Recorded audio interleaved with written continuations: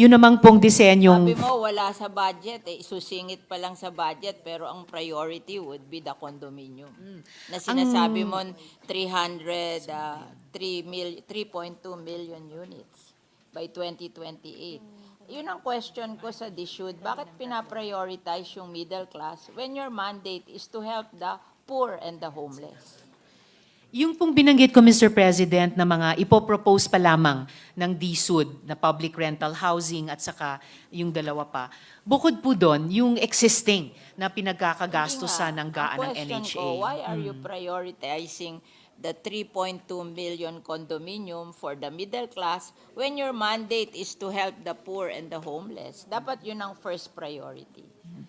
In fact, that is our problem in Las Piñas, that yung inyong condominium na pinopropose, it's not for the poor and the homeless, it's for the middle class. So why are we providing houses for the middle class? They can buy from others because they can afford it.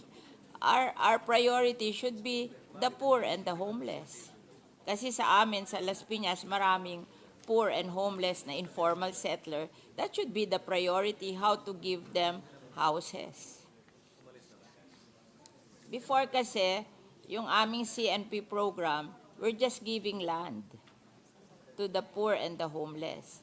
And they will try to save money to build their homes, better homes in the future. And ang amortization lang nun, 500 pesos a month. So they can afford it. The poor and the homeless, they can afford it. Even the tricycle driver and the mga nagtitinda sa palengke. But now, they are prioritizing condominium. Ang condominium, mahal. It's for the middle class. It's not for the poor. Tapos paaalisin nila doon sa lupa yung poor, lalagyan nila ng condominium. Saan nila dadalhin yung poor?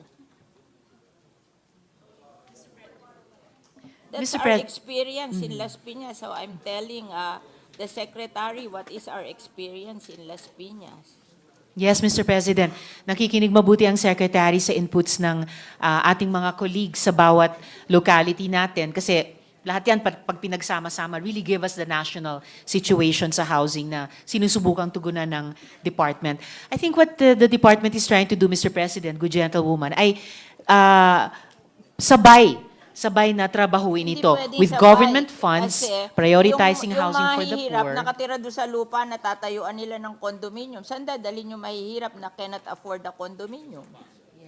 Mr. President, kahit sa condominium, sinasabi nga po ng DSUD na pati ang condominium ay for the poor as long as may interest subsidy. So sinusubukan po ng department They're telling me mag-innovate it's sa mga 4,000 a programa. month. Hindi daw po, Mr. President, but I'll get Hindi the totoo updated yun. figure on Yun that. ang pinopromote nila, 4,000 a month.